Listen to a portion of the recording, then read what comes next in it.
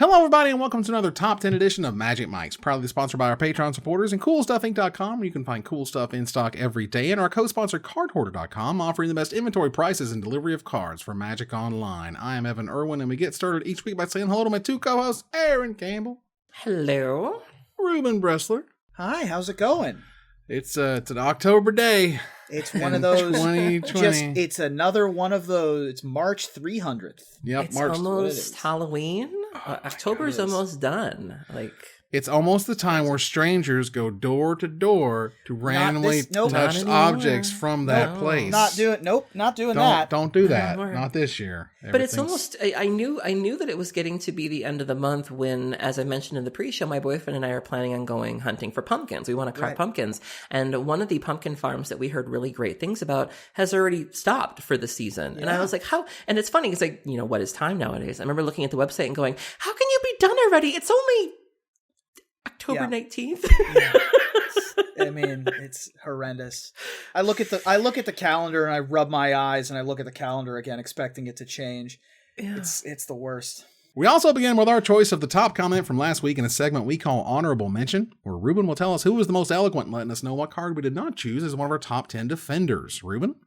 Well, this comment is not the worst. This is from A Glowworks, who writes, I have an honorable mention. The flavor text alone is awesome. I was told these were standard issue. Do I look standard to you? It's an aura that grants Defender to any creature. It's not a good card by any standards, but it is awesome flavor it is an awesome flavor win in my books. Guard Duty is my awesome pick for this list. What is that? Guard Duty is a 1-white mana common, originally from Rise of the Eldrazi. It's an enchantment aura that enchants a creature and gives that creature Defender. That's what it does. Wow. Yeah. So, all right. It's like half price pacifism to get half the effect. So it is a Defender card. It's got the word Defender on it. Turns anything into Defender. Okay, so it's kind of like a pacifism. Okay. Yeah. It's kind of weird, but you still block with it. So thanks very much, AGLO-WORKS, AAGLO Works. Please contact Erin on social media before she blocks you on all of them. Speaking of blocking, I'm always on guard duty. Get blocked, exactly. 33,000 and growing. You could be a part of the ranks. Thanks again to CoolStuffInc.com for sponsoring this giveaway, and stay tuned for our top 10 list this week, and maybe you can win next week's free gift certificate, because it's time to talk about Druids. Yeah. So many Druids. Just over 200, I recall. Yeah. There was a minute there during design of the most recent set that has party in it, Zendikar Rising, that Druid was going to be a member of the party, because that's sort of like the green entry into what a standard adventuring party looks like. They elected to stay at 4, and then green sort of became we have a little bit of everything color, or the everything color. Which is probably better for gameplay. Which is much better for gameplay, right. and it ends up playing great, but Druids was there for a second there. Oh, that'd be really sweet, because party, having the 4 character members of the party is a nice number. When you pull it off, nice. It feels like you really did something, and it feels like, man, if you need to get 5 out there, that would be kind of... Boy, it would be way too many. It'd be way too many. So, lots and lots of really cool stuff. However, I got a whopping 4 hires this week, so that's fun. As Ruben only has a same. I only have a same. I have no hires. And I'll tell you why. I have no hires. Okay. Because I made my list specifically because we've done top 10 elves, we've done top 10 mana dorks. I didn't really want to rehash the same cards, especially because I knew that a lot of you guys would have it on your lists. So my entire list, there isn't a single mana dork in my entire list. Well, I cannot say the same, but we're going to start here with number 10. Aaron, what's number 10? I'm a very simple woman. I see a babby, I hit like. I put it on my top 10 list. My number 10 is Marwyn the Nurturer. So Marwyn is 2 colorless and a green. She was originally printed in Dominaria. She's a legendary creature elf druid with 1 power and 1 toughness. Whenever another elf enters the battlefield under your control, put a +1/+1 counter on Marwyn, and you can tap her to add an amount of green equal to Marwyn's power. So, you can do some elf ball shenanigans in Commander, but oh my god, the little watermelon baby! Baby right there on the front. Oh my my God. Oh my goodness. And so I just love the baby so much. I love that they, Wizards has really given us some neat kind of maternal cards over the last couple of years. We had we had Den Protector that had the baby on her hip and, really redefining what nurturing and motherhood means. It doesn't necessarily mean, being a wife or being defenseless. You're having these women on the front lines that are, doing work. And so, this is another example of, her being a midwife, holding a baby, but also still being able to hold her own as evidenced by the bow and arrow. And so, really beautiful art, really great what it stands for. And, not a bad card in terms of what it does. Also has one of those kind of weird, it's got the normal price is a couple bucks, fine. The foil is whatever. And then it's got that super primo promo pack edition. That you're going to have to search for. All it has is that little planeswalker symbol in the bottom right, but we'll take it. Nobody else has. If you were able to pull off the Gift of Growth Marwyn combo in Dominaria Limited and just have 8 million mana, that was always fun. Goodness gracious. All right. Ruben, what's your number 10? My number 10 is a card I've never seen. I've never seen cast. No one will ever cast. It is terrible, but it's got one of my favorite lines of useless garbage text, because they used to make bad Magic cards, y'all. They did. And Legends had a lot of bad Magic cards and had a lot of bad Legends in it. And Lord Magnus is one of them. Oh, God. Oh, yeah. Lord Magnus is a 6-mana 4/3. It's 3 colorless, green, white, white for a legendary human druid. It has first strike, and creatures with Planeswalk or Forest Walk may be blocked as if they did not have either ability. I think there's a Swamp Walk version too. They were really worried about Land Walk back in the day. Land Walk was the thing back in the day that A, they thought was incredibly powerful. Right. And B, they used a lot.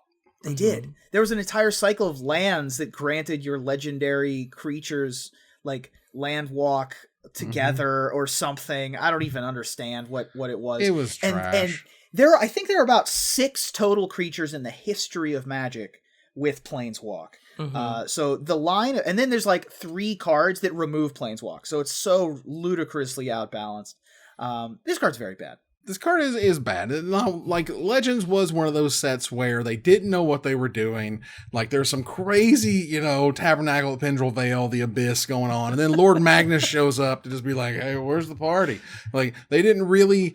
They thought that gold was more sort of special and you would pay more because it's gold and does multiple sort of things. But yeah, they didn't get the pricing right on creatures for God knows how long. And they certainly didn't start in 1994.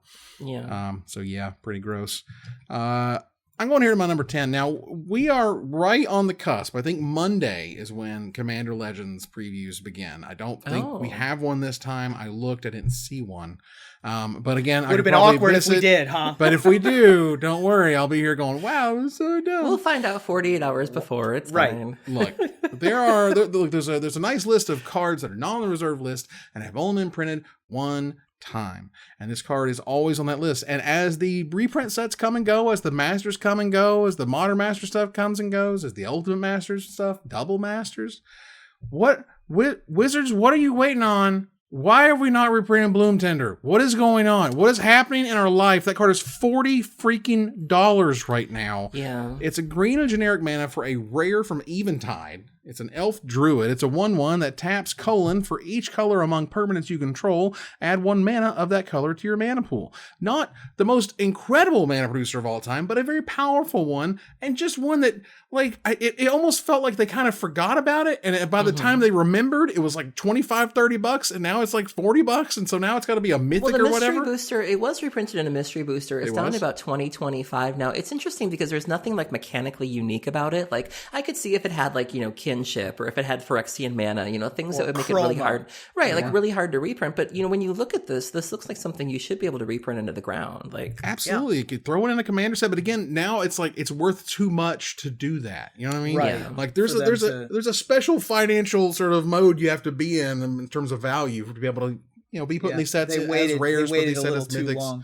Yeah, they waited too long. They gave us Feyburrow Elder, which is similar. The tree folk, It's inspired by Bloom Tender, but we still need the OG. Yeah, the Fabro Elder is another good example of like, buy $100 worth of that card and we'll talk in 3 or 4 years and we'll see how stupid it is, because those cards are very unique and man, casual players love them. So Mystery Booster is technically a reprint, don't get me wrong, but you might playing with mystery boosters these days? You might cracking open any mystery boosters? There were also like 1,600 cards, right? In the mystery booster. Over 1,500, which is in and of itself ridiculous. So, all right. My number 9 is higher on someone else's list. Who'd have thunk it? My first of 4. Ruben, what's number 9? Oh my God. My number 9 is a card. Well, we just talked about a bad Legends Uncommon Druid. Let's talk about a good Legends Uncommon Druid, because I'm not sure that there's a person on the planet who's cast more copies or searched for more copies with Green Sun Zenith of this card than I have. Because I was playing a ton of Maverick when Maverick was like just starting to be a thing. And I was like, man, I really need a good card against like High Tide and Storm. I want a good creature to go get against those 2 decks. What can I do? And I started going through the equivalent of I went through Gather, and I was looking through all my cards, and I went, oh my God, we did it with ICHNEUMON Druid. ICHN is what you're going to want to look for. ICHN. ICHNEUMON Wow. comes from the same Greek Melissa Benson. That's how you know it's old. It comes from the same Greek root as Echidna, which was like one of the mothers of monsters. The ICHNEUMON Druid is a colorless green for a 1/1 human druid. Whenever an opponent casts an instant spell other than the first instant spell that player casts each turn, ICHNEUMON Druid deals 4 damage to that player. You cannot beat this card as High Tide. If I Green Sun Zenith this up against High Tide, there's a lot of cards you can't beat in High Tide that aren't 3-mana 1/1s. Like this, it's like not that you can Green Sun Zenith. Yeah, I mean, exactly. You can't Green Sun Zenith for them. You're right. That's a hell of a thing. This was a hell of a find. I was super proud, and I've played, and it's worked. I've played it maybe.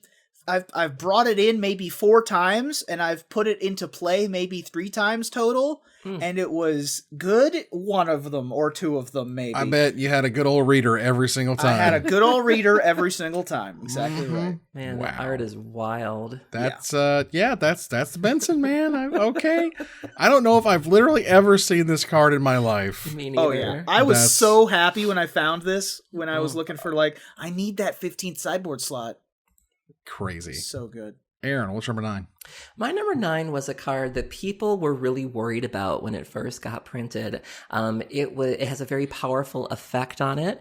We learned that we were going to get Proliferate back in War of the Spark, and Proliferate with a little bit of landfall on the side. And people were really worried about what this card was going to do. I don't think we'd seen a lot of the set yet, so people weren't sure what exactly we were going to be proliferating. I know that Commander players had some concerns because Infect is a thing in that format, and being able to proliferate that. There's a lot of ramp in the format. You're going to have extra lands coming out. People really didn't know what's going to happen. And fortunately, it seems like the card really isn't doing much. It's fine. I haven't really seen any problems with it yet. I'm glad it exists. My number 9 is Evolution Sage. So Evolution Sage. That's kind of trips a easy little bit for you there. to say. 2 colorless and a green. It was an elf druid from War of the Spark with 3 power and 2 toughness. Whenever a land enters the battlefield under your control, proliferates. So your Evolving Wilds, your Terramorphic Expanses, your Fabled Passages proliferate. And, that's pretty powerful, on an uncommon. And so, 3 mana for a 3/2 is fine by itself. But then you have this ability that triggers just from you playing Magic. And so, people were really concerned about this, and what you could do with it. And it's fine, really nice art. And I'm glad it's here. Yeah, the fact that this didn't do anything is wild. It is wild. This is a Warpath Ghoul. This is you compare it to a Tireless Tracker. It's nowhere near Tireless Tracker, but for an uncommon, I think in a set based all around Planeswalkers, I thought for sure this thing would do something. I think it's a 2 toughness. I think there's definitely the shock was always in the format, and then of course once the giant showed up, Bone Crusher giant, right? Bone Crusher just destroys. I think there were just other things you could be doing. Like I don't think people were really doing things at that. They were just at that 3 slot where it's like you can go green. like, you didn't care, right? It's like you can just go straight to Nissa. Like why are you bothering with this? You know, right? This is like cute. It ended up being cute. Like maybe if this was a 3-3, maybe if this was a 3-4, like if they really wanted this to be part of the format, 2-3, like they could have done that. Yeah, they could have made it harder to get rid of, but they made it very easy to get rid of. And as a result, it ended up being kind of cool. Like War of the Spark, as crazy and stupid, overpowered as a lot of it ended up being, a lot of it also ended up being just fine. It ended up being sort of very cube-like. We're all doing very powerful things, but it kind of balances out. Yes. Which is awesome. Let's move on here to our number 8. Ruben, what's number 8? My number 8 is a card that came out in Throne of Eldraine. Sort of. It's one of the commanders from Throne of Eldraine. It's the one that I was most excited to play because it does like it says all the things I want to have happen. Chulane, Teller of Tales. It's 2 colorless green, white, blue for a 2/4 legendary creature human druid with vigilance. Whenever you cast a creature spell, draw a card, then you may put a land card from your hand onto the battlefield. And pay 3 colorless and tap, return target creature you control to its owner's hand. I mean, it does all the things I want to be doing. It does a lot of things. It's got 4 toughness so that it dodges like bolts and sweltering suns. Every creature I play is another explore, and it lets me reuse my come into play abilities. I mean... And it even protects itself because it doesn't have to say another target creature. You can just return itself. Oh, thanks. As long as I have 3 mana up, it's basically not going anywhere unless you have 2 removal spells waiting on it. I love this card, man. This card was great. I built around this card a little bit in Brawl on Magic Arena and had a really good time with that. And this card actually threatened there just for a second to be like really good and constructed. You remember that? Right. Well, when Omnath was, if you play this with if you have this in play and play an Omnath, boy howdy. Lord. You don't need it. That's just the thing. You didn't need it. Omnath was stupid by itself. Yeah, of course. Which was ridiculous. But this card's great. All right. Aaron, what's number 8? When you're me, you get tagged in anything that has the word graveyard on it. And usually, it's sweet, it's very flattering, but usually people are wrong. It's not really something I'm going to be interested in, but I'm flattered nonetheless. This is a card that I was tagged in quite a bit, and I actually have found some use out of this card. It was recently printed in Ikoria. My number 8 is Skull Prophet. So Skull Prophet is a black and a green. It's a human druid with 3 power and 1 toughness. You can tap it to add either black or green, and you can also tap it and put the top 2 cards of your library into your graveyard. So, the problem with a lot of mana dorks is they don't really do anything other than be a dork, but this has 3 power on it, so it can be offensive if you need it to. And if you're playing any sort of mill strategy, or if you're playing green or black, you're probably doing a little bit of self-mill, even if you're not going hard on it. If you're done, getting mana out of it, you can also just kind of fuel your graveyard a little bit. And so, really cute card, really versatile, and has graveyard, which I'm listening. This card, man, the value on this card. Like, remember Ruben? Remember when we paid 2 for a millstone, and then we paid 2 to mill 2, and that's literally all it did. All it did. Well, or that we paid 3 mana for a 3/1 of vanilla. Good old fashioned. If you want 3 power, you're paying 3 mana. You're paying 3 mana. You're not Even getting blue. it for 2 mana. That's You're right. certainly not getting a mana dork. And you're not getting a dork that's going to tap for mana. Additional self-mill. And an additional, a Just mana like- dork that doesn't damage you. Like, Right. It's seriously. crazy. This card's insane. This card card on is- the value level is just completely nuts and kills me. So for my number 8, I was actually expecting this to be higher up. If any of the freaking picks I had I thought were going to be higher, I thought it was going to be this one. It's fine. It's an older card, right? And I understand that. And it fills a very unique niche, right? But Would you just call me? Sorry. Yeah, I know, right? But I would say it's really cool because like there's not really a druid lord, but there is an archdruid. Yeah. GILT-LEAF archdruid is a rare from Morningtide, $9 because it hasn't been reprinted in God knows when. I only had 1 printing. 2 green, 3 generic mana for a 3/3 rare elf druid, and whenever you play a druid spell, you may draw a card, and you may tap 7 untapped druids you control, gain control of all lands target player controls. Love this so much. There's you a ever couple resolve that ability? Oh my god. Scoop. There are a couple cards that have that sort of tap a certain kind of creature type and something happen. There's the Merfolk version that counters something. I love this so much. Like this sort of convoke. I love tribal strategies in EDH. This would make me want to play a druid deck. Well, sure. Like tap 7 druids, they lose. Target player loses the game. Yeah, I think it's fabulous. Because the remember, card is insane. You get to untap and just do it again to the next player. I'll take your lands. I'll take all of your lands. Like it's like that line of text is just so unnecessary. It's such a you think you're going to keep playing Magic now? I don't think so. It's just weird. There's some abilities where you're like, they just don't play Magic anymore. Let's do a thing and their opponent stops playing. Okay, sure. I do love it. All right. Let's move on here to number 7. Aaron, what's number 7? Number 7 is one of 3 hires on my list. Ooh, all right then. Ruben, what's number 7? My number 7 is a card that I thought was going to be a little bit more impactful. It didn't end up doing as much as I thought. It's seen occasional play in elf decks as a pseudo glimpse of nature kind of thing. It never really did the huge impactful things I thought that it might do, but Beast Whisperer is still a heck of a Magic card. Still great. Beast Whisperer is 2 colors green from Guild of Ravnica. It's a 2/3 elf druid. Whenever you cast a creature spell, draw a card. I mean, I've played a ton of this in Brawl. I've played a pretty good amount of this, even in Standard. If you have the right kind of build and you just have this, you don't even have to untap with it. You just go this creature, and that's fine. Like, that's plenty. Yeah. Sure. One of my favorite memories surrounding this card is I think it was for the Guilds of Ravnica. There was an early access event and somebody had given me like an elves list. And I just it was a listener, or it was a follower on Twitter. And so I bumped that to the front of the line. I was like, all right, this is somebody who, rides with me to a certain extent. We're going to go ahead and play their list on stream. And it wasn't my cup of tea at all, or at least I thought. And I ended up doing really well with it. And, in part it was because of this card, because you would start making a whole bunch of mana and you'd have some really nutty turns where all of a sudden you're just kind of cycling, it was almost like an elf ball type thing, and this is really the card that kept you going. This is one of those nice, it's pushed on the power level that we're used to. Mm-hmm. It's not overly pushed. It's not overly strong. If it had been a 3/3 or even a 3/4, I think it would have been way, way too good for what it did. Right. I also really appreciate Wizards making this a resale promo, also in Commander 2020. So they're going to reprint it. This isn't going to be turning into a Bloom Tender situation where they just forget to reprint it and oops, all Beast Whisperers are $1 million. So the card itself is super great. I played a ton of this in Brawl, and I mean, it's straightforward, right? You don't want to let your opponent untap with this if you can't help it. Kill the Beast Whisperer if you can. All right. So for my number 7, this is another one of those kind of OG cards. It's also one of those cards that it came out so long ago at this point. Goodness gracious, 2006. I'm so old.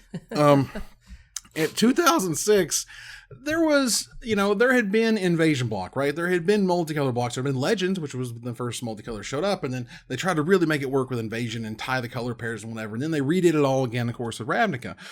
And I felt like one of the best ways that they really cemented how cool, unique, but weird and interesting the Simic pairing could be with Coiling Oracle as a showcase. Coiling Oracle is a blue mana and a green mana for a 1/1 common snake elf druid. And when it enters the battlefield, you reveal the top card of your library. If it's a land card, you put it on the battlefield. Otherwise, you put that card into your hand. I'll take it. Yeah. This card is, I love Coiling Oracle. It did great. I just don't know. There's nothing we've seen Growth Spiral get banned, so maybe there is something about Coiling Oracle that's broken. But I just love it so much. It does everything I want a Magic card to do. It's almost like Simic's answer to Baleful Strix in a way. Mm-hmm. If I'm running anything with these colors in Commander, I'm more of a budget Commander player. So this is in my Muldrotha deck. This is exactly what I want. I also tend to play a lot of the creature edicts like Fleshbag Marauders. So, you play this on turn 2, you get the value out of it, you play your Fleshbag, and you're happy to sacrifice it. It also has an ETB ability, so I can bring it back with Muldrotha just to kind of clear things out. I also have it in my Vanifar list, where if I'm, looking to get rid of like a 1-drop, I can pod that away, and there's a 2-drop with an ETB effect that I can then sack for a 3 on the next trip on the pod. And so, I love this, and I always have room for this card. Oh, yeah. I mean, and in another one of those cards, how far have we come, right? Like back in the day, this was around the era that Watchwolf, a 2-mana 3/3, was very exciting. We were really pumped, no joke. And we're like, wow, a 2-mana guy that lets you draw a card or puts the land on the battlefield. What? Like it was crazy. To be fair, this card would be still insane. It would still be very well. Think about the blue-green mutate guy from Kiora, the beast. I can't remember. Parcel beast. Yeah, Parcel beast. It's literally 1 mana tap coiling oracle. Right, but it's not activated a turn 2 ramp you to 4. It's not a turn 2 ramp you to 4. This is a growth spiral. This is a play Omnath on turn 3. This is different than Parcel beast. Right, but it's not as consistent because you couldn't choose the card that's on top of your deck and yada. I mean, we've seen Elvish. What was the Elvish Reclaimer? I think is what it's called. Mm-hmm. Like that card has seen play. Like there's a bunch of cards that are like this. Mm-hmm. That have seen play. I think that this one holds up really well. It really does. All right, let's move on here to number 6. Aaron, what's number 6? My number 6 is a powerhouse card. It saw a lot of play in Standard. I don't think it's seen any play in older formats or even in Commander, but it certainly made an impression in Standard while it was here. People compared it to Tarmogoyf, which were some really big shoes to fill. My number 6 is Sylvan Advocate. So Sylvan Advocate is 1 colorless and a green. It was originally printed in Oath of the Gatewatch. It's an elf druid ally. 2/3 with vigilance, which is fine on its own. And as long as you control 6 or more lands, Sylvan Advocate and land creatures you control get +2/+2. This is one of those cards that, you don't have to try and break. You just play Magic. You play your land drops. And before you know it, you have a 4/5 with vigilance. So it lined up really well with a lot of the removal in the format, having a butt that was a little bit bigger. Grasp of Darkness was everywhere, but that was only -4/-4. And so this thing really didn't care about that. You didn't mind drawing it in the early game if you needed to be on curve. You also didn't mind drawing a 4/5 in the late game. There were some ramp decks in the format, if I remember correctly, and so this was a nice sort of, roadblock on the way to your Atarkas or your Ulamogs or what have you. But just a really versatile card that saw play in different kinds of decks and, was really, really good. Card's great. Card is so good. I mean, the number of things that this card does. I mean, it starts out as a 2/3 for 2. So we're already, which is already good. With vigilance. And then you add vigilance to it, so it's playing offense and defense. This was your stopgap in those Abzan mid-range decks, and then the green-black delirium, and the green-black delirium decks. And you could top deck it late, and it was fine. You could make your shambling fence 4/5s, right, and get back into a game. This card was and still is just spectacular. Yeah, this card was just bananas for its time. And also a really nice way to sort of see what does it take to kind of crush in Standard, but not really do anything in any other format. After that, Like, that was it. Like, it was great. Trust me, it was really good when it was really good. And then it just kind of faded away into no one's playing it in Modern and no one cares about it in, But don't you miss those days? Because now it's the opposite. Now it leaves Standard, and we got to put up with it in Legacy and Exactly. We got to put up with it forever. Play the same cards. I wish these were the days where your good cards just eventually stopped being good. Yeah. Yep. Yeah, no longer. Nowadays they're just good, and they stay good. I don't know, man. I'm gonna try Rebels in Legacy. I think that's where my future is. I mean, ninjas is the thing now. Ornithopter, some changelings. I mean, you can have a field day. That's crazy. Ruben, what's number 6? My number 6 is maybe my favorite card from maybe my favorite limited format. Maybe. There is nothing I like better than drafting 5-color green in Dominaria. And there is no card I'd rather have in my 5-color green deck than Tatyova Benthic Druid. This is my number 9. I just love Tatyova. Yep. 3 colorless green-blue, legendary creature Merfolk Druid, 3/3 uncommon from Dominaria. Whenever a land enters the battlefield under your control, you gain 1 life and draw a card. So my Grow from the Ashes are just Sphinx's Revelations. Like, every land that I top deck, oh darn, I top decked a land. Well, at least I get to gain a life and draw a card. Yeah. Every turn until it dies. Yeah, this card is bananas. It's so good. I can't... Dominaria is the best Magic set ever made. And one of the reasons that it's the best Magic set ever made, in my opinion, humble or not, it's the best damn set.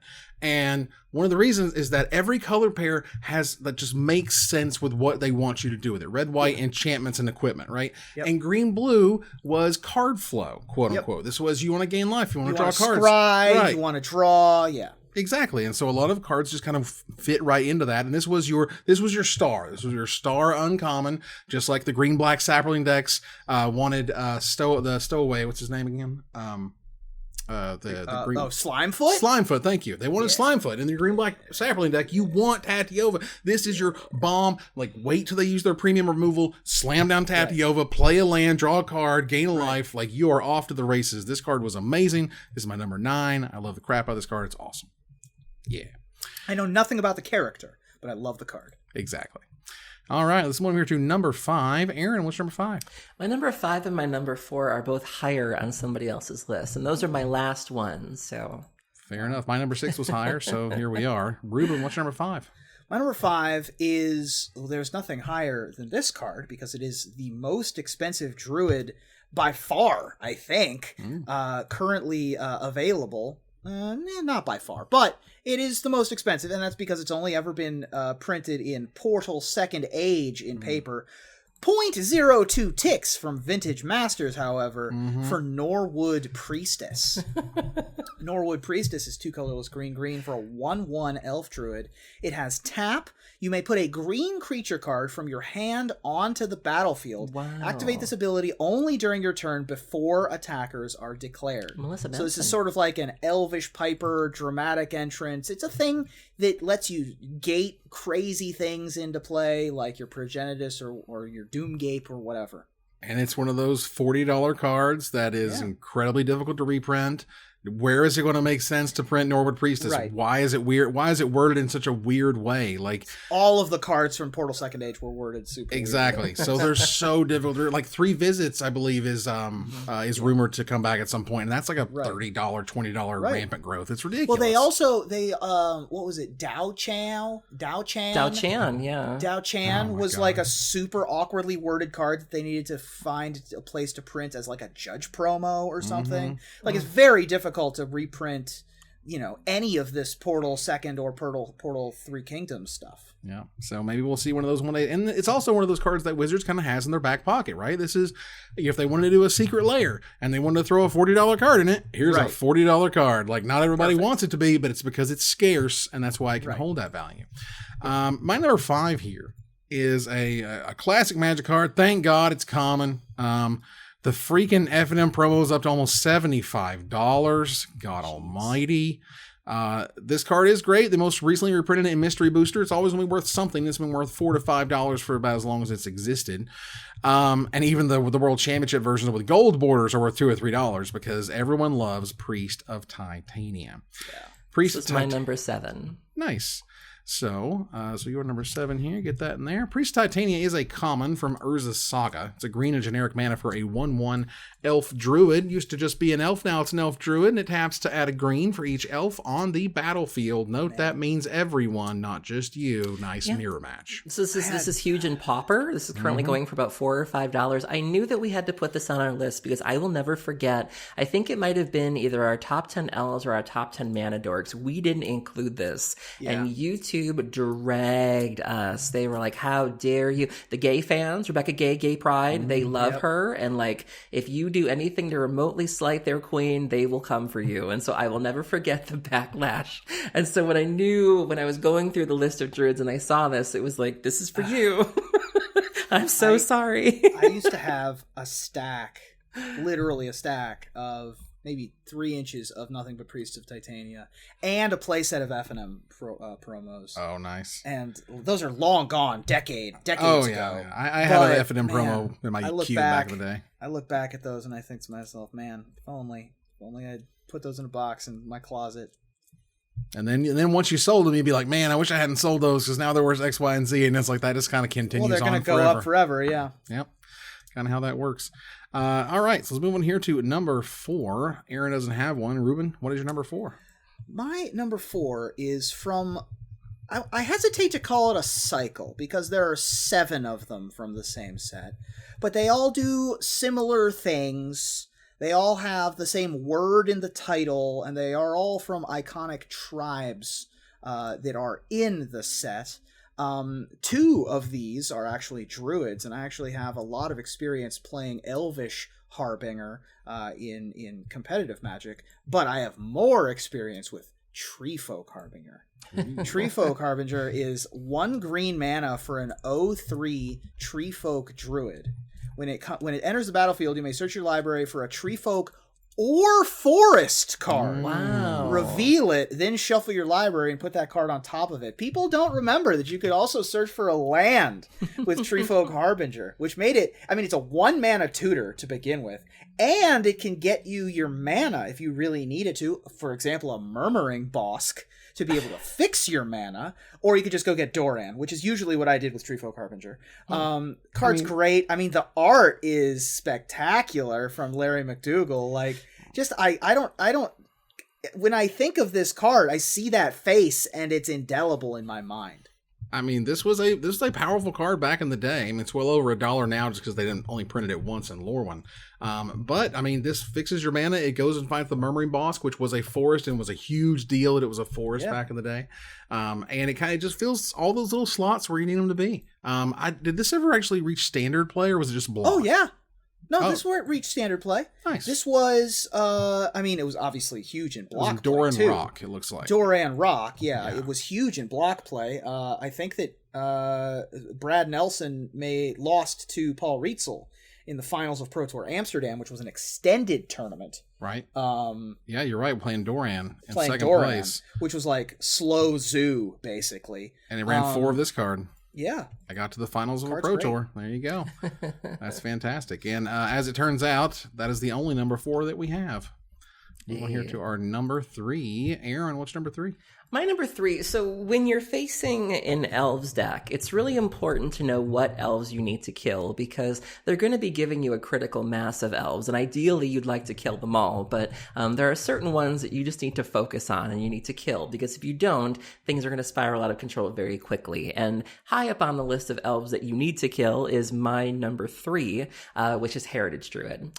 So Heritage Druid is originally printed in Morning Tide. It's 1 green for an elf druid, 1 power, 1 toughness. Tap 3 untapped elves you control, add 3 green to your mana pool. So normally summoning sickness would be a bit of a bummer, but you don't really worry about that because you can then tap all of those elves, which are pretty cheap to begin with. So you can cast, 1, 2, or even maybe 3 elves with this, and then you just kind of get the cycle rolling in Legacy, Glimpse of Nature, and then whoop, whoop, whoop. And before you know it, they are natural ordering into a Crater Hoof, or they may even just have enough mana to cast the Crater Hoof if they already have it. And so you have to kill this before things get started, or you're just going to get buried and you're never going to be able to come back. Yeah, this got upshot from an uncommon in Morning Tide to a rare in Eternal Masters. In the last few years, too. I remember it wasn't that bad, and then just out of nowhere, it just started spiking, and it was like, oh, you better get these. Right. I mean, it also dominated Pro Tour Berlin, most notably in the hands of Luis Scott Vargas, who I think ran the gamut he's 16-0'd the Swiss, I think. I'm not sure if that was the right one, but it was close. Might not be the right one, but he did win that Pro Tour. He did win the Pro Tour. With elves. Yes. The combo of Nettle Sentinel with Heritage Druid with Birchlore Rangers, and you get your Predator Dragon, I guess. It doesn't matter what you're doing. As if you're Glimpse of Naturing and getting infinite mana and infinite cards, it doesn't matter what you're killing them with. Right. LSV was playing Grape Shot Elves, which was Grape Shot. silly in and of itself. Wow, that sounds hilarious. Oh yeah, with Wirewood Symbiotes to bounce things back to your hand. Right, Wirewood Symbiote. And the Heritage Druid is a hell of a magic card because you don't play, 1, maybe 2. You don't toss those in the deck. No, you're playing the boat or you're playing nothing. 4. Yeah. Well, exactly. the other interesting thing about Heritage Druid, and I remember this leading up to that tournament, was previously Elves was like an aggro deck, right? Like you looked at Elves and you were like, this is just like sort of an elf ball, and that's kind of what they call it. Yeah, elf ball. It was like goblins with more mana, but not as aggressive. It was very strange. Elves didn't really have an identity other than making a lot of mana. Then it became a combo deck, and it became the combo deck. multiple times over its life, and a lot of the reason is because of Heritage Druid. Well, the main reason I think is Glimpse of Nature, but yes, Well, sure. right behind it is stuff like that. So yeah. Glimpse of Nature, for those who don't know, is 1 green mana for a rare sorcery from Champions of Kamigawa, woot woot, that says whenever you play or cast a creature spell this turn, draw a card. Yeah. So I will never forget. So I spent a lot of time being a modern player before I started playing Legacy and even Vintage. And I knew that Glimpse of Nature was banned in Modern, but I didn't really know why. And I'll never forget when I first started playing Legacy and I saw Glimpse of Nature being cast. I was like, oh, that's why. I get it. Sometimes you have to be there, you know? Wait, it is a what? It is a who? And I draw after every one, and then I bounce with this, and I make more mana? The elf deck is so stupid because normally with a combo deck you fizzle and then you lose. With elves, you fizzle and then you just have 10 elves in play. Right, and you have just drawn 30 cards. Yeah, like oops, I still got the win on the board. It's just gonna take me at the turn. Go, and you're like, okay, sure. Stupid. Oh, Kamigawa. Oh yeah, loving it. Ruben, what's number 3? My number 3 is a card I have a lot of memories playing, and it's a card that has held up surprisingly well. In terms of its power, in terms of its usage. I think I've even seen it in like Nick Fit lists. A lot of people have referred to it as the original green ancestral recall. My number 3 is Yavimaya Elder. Yavimaya Elder is a colorless green for a 2/1 human druid that has pay 2 mana and sacrifice Yavimaya Elder to draw a card, which was sort of the cycling from play ability that they gave a bunch of cards in Urza's Destiny. And oh, by the way, when it dies, you may search your library for up to 2 basic land cards, reveal them, and put them into your hand, then shuffle your library.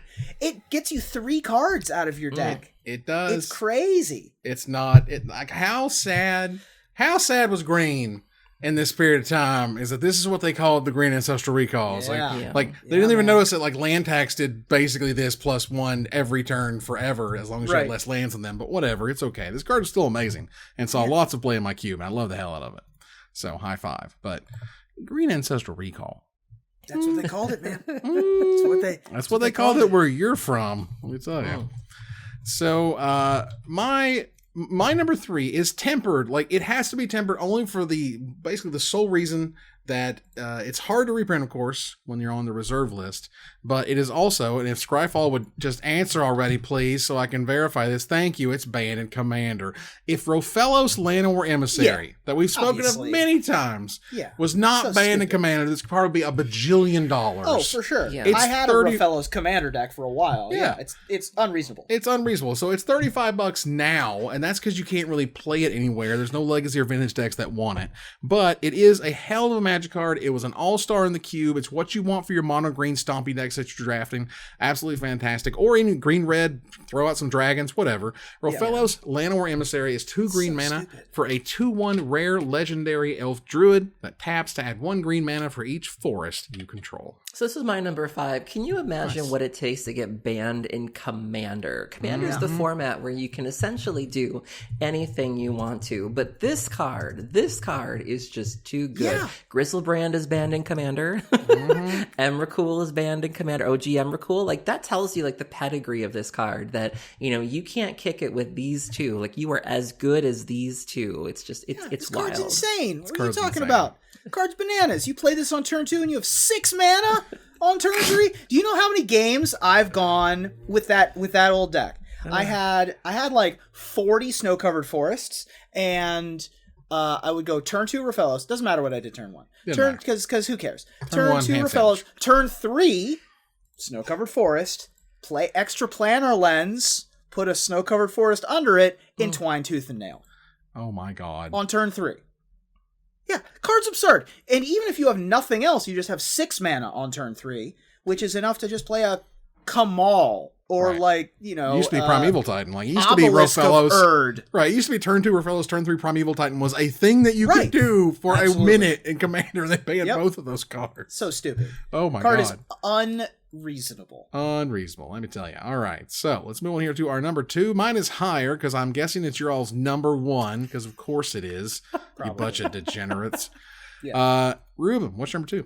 My number 2 is a card that I was a little surprised was a druid, actually. But when you, I mean, it's been errated to be a druid, but when you are the namesake for an entire type of card going forward into the future, and for an entire archetype of decks, you gotta be super high on the list, and that's the case with Argothian Enchantress. Oh. Argothian Enchantress is a colorless and a green for an 0/1 human druid with Shroud.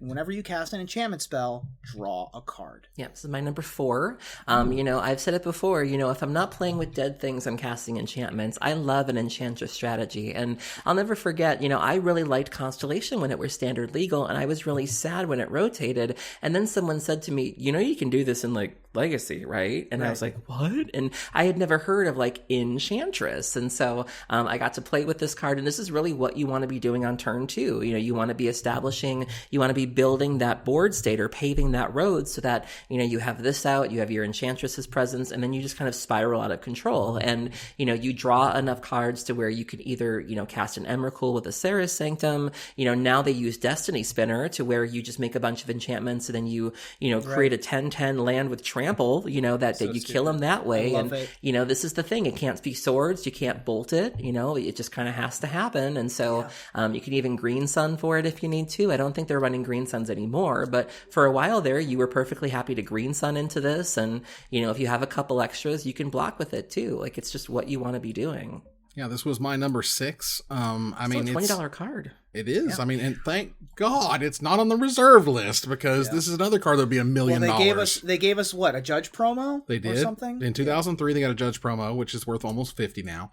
And Eternal Masters showed back up as a mythic rare, which is totally fine. Certainly deserves it. And yeah, it's just a really cool card. Like, it creates, I mean, you know, how many cards create their own archetypes? Like, it's just a thing now. Yeah. And be able to tie an idea of, okay, if the enchantment deck is about playing more enchantments, here's what you get as a reward. Hell yeah. Well, I mean, you see where it's come to through today even. Yeah. So that's awesome. Aaron, what's number 2? We talked a little bit earlier in the show about the criteria for the cards that make this list, and I agree with Ruben. You know, I didn't want to do an entire list full of mana dorks, but if I was going to include some mana dorks, you know, they really had to be a cut above the rest. And so, you know, my number 2 is a mana dork that still, you know, has survived the test of time. You know, it sees play in multiple formats, which is something I look for. Different kinds of strategies, whether it be mid-range, whether it be combo, whether it be infect. And, you know, now it's down to a much more reasonable price. I remember it being as high as $60 at one point. Now it goes for about 10 to 20, depending on the version you pick, which is great. My number 2 is Noble Hierarch. So Noble Hierarch is 1 green. It was originally printed in Conflux, it looks like. It's a human druid with 0 power and 1 toughness and exalted, which says whenever a creature you control attacks alone, that creature gets +1/+1 until end of turn, and you can tap it for either green, white, or blue mana. And so you have a mana dork that makes 3 different kinds of mana. It also has exalted, so it has this sort of static ability. I said before earlier, you know, sometimes mana dorks don't do anything other than be dorks. You can play this, and if you happen to have multiple hierarchs, one of them can get in there and do damage. It's not unusual to see Infect's backup plan of, if you get rid of the Infect creatures, they're more than happy to like throw a Become Immense on a Noble Hierarch and get an exalted trigger 15, and get you. Yeah. And so, you know, people forget that this card can be used offensively. You know, it can be used to augment other people. You know, it lets you play different colors, but you know, it doesn't show any signs of going out anytime soon. You're looking at least Modern, Legacy. I haven't seen one in Vintage yet, but I mean, I wouldn't rule it out. But in at least 2 formats after all these years, it's a good love thing. How it also, like this was my number 4. I also like how this really subtly kind of just hates on Ensnaring Bridge. Like, you can still attack with Noble Hierarchs and they're Ensnaring Bridges, which is amazing. I love that stuff, you know? Yeah. I mean, I've lost several games to Infect decks where they either just attack with a Glistener Elf that has a Noble Hierarch in play for 5 turns, get the trigger, or ping you with a Noble Hierarch forever because I've got my Ensnaring Bridge in play and I'm drawing mountains or whatever. Yeah. Most recently, I should say, Noble Hierarch turn 1, Glenn the Voice of Calm from Secret Lair drop The Walking Dead. Turn 2, that guy has Skulk, and whenever it deals combat damage to a player, you draw cards equal to his power. You get that trigger off the Noble Hierarch, that's 2 cards, my friend. And I like that a lot. Yep, our Walking Dead characters smashing in the red zone. That's right. Get in the red zone. All I know is the Double Masters extended art version is amazing and is less than $20 as of this recording. And I would suggest you go get you some of that if you like novel art, because, absolutely incredible from Greg Staples. But that means we turn that corner to number 1. Now, I guess no one put this on their list but me. Because I'm certainly the basic B of the group right now. The fact that you did saves me from next week's honorable mention tirade. It's true. I think it does. I can't, for being kind of, old man Magic getting to be at this point. Right. The fact that I played it in my youth and the fact that I call it my youth. Your youth. I know, right? So once you're calling your youths. And so, you can't deny the fact that, that they went back and errataed the creature type to actually give it, this creature, what is it? Not creature type. It's, the class, right? Right. Yeah. So, they went back race and there's race types and there's class types. Right. So you could have Goblin Warrior, right? Or Snake Shaman. Right, which is helpful because it's now we have an elf druid that from the very first days of Magic was awesome, is awesome to this very day. Who doesn't love LLANOWAR elves? What can you say badly about LLANOWAR elves? It's awesome. It's, they tried to replace it there for a while. That didn't work. They tried to add a snow version, whatever. They kind of brought it in and out. They kept saying it was bad for the environment because it makes green 3-drops, it makes green 2-drops bad because they can't let it be too good because green 3-drops can't be too good because then you can get to them on turn 2 and blah, blah, blah, blah, blah. And it doesn't matter. LLANOWAR elves can be designed around. You can't put chain whirlers in the environment if you want to make sure they don't go too crazy. But LLANOWAR elves is 1 green mana for a 1/1. Common elf druid. It taps to add 1 green mana. That's what it does, and it's iconic, and I love it. This was a really big deal that we got this back in standard. We had we had Sylvan Advocate. We had some other not great dorks, leading up to it. It was never going to be that good again. Right. And Dominaria was really the set where it was, it was an experiment because I think you'd mentioned this before, you have to be very careful of the cards that you print along with this because if you have a really great 3-drop or if you have anything else that's really disastrous to ramp into, you could really screw up your whole format. And, I would like to think that we passed the test. I'd like to think we've proved that standard can handle that. I don't think that card was responsible for the shenanigans we were seeing. And so I'd like to think that we can have it again because it did feel good. I don't think it really saw much play, but it was just nice to know that we could have nice things again. And it was nice. It was kept in check by Chain Whirler for the first half of its adult life. And then once green became better, it started getting better. But it didn't break anything many people thought that. Let us have it. Yeah. Well, I think Wizards put in that safeguard, right? A lot of times they'll put in safeguards and they just don't work or people don't care. And it's you can put Shatterstorm if you want and Mirrodin block or whatever. It ain't going to stop us. But this one actually seemed to work. It was Chain Whirler's so good that it's not going to let you just auto play LLANOWAR elves in all of your decks. Right. And we've had, LLANOWAR elves has won multiple Pro Tours, but so has, I think, Elvish Mystics won a Pro Tour, Arbor Elves won a Pro Tour, Fyndhorn Elves has won a Pro Tour, all of which are similar. Boreal Druid may have won a Pro Tour, and that makes colorless, or makes snow mana, I suppose. And now we have, of course, the spiritual successor to LLANOWAR elves / Birds of Paradise in Gilded Goose, which is still just ridiculous. Anytime a green creature that costs 1 mana makes a mana, it's 2 mana is fine. We'll have Tangled Florahedrons and Elysian Caryatids all day. 1 mana though, that's a whole different kettle of fish. That's true. So we move on here to your all's number 1, my number 2. This card's dumb. Go ahead. So let me start with a historical perspective. Sure, please do. And then Aaron can wax poetic. So this card has been banned for its entire life. It's banned in Legacy for a good reason. Which says a lot. Legal in Vintage, though. Legal in Vintage, yes. Not even restricted. It has done very well in decks like Recurring Survival, Angry Hermit, which should give you a clue as to what it is and what it does. There are lots of various combo strategies. Anything that wants to flip its entire library into its graveyard, a go on Aaron Campbell. Our number one is Hermit Druid.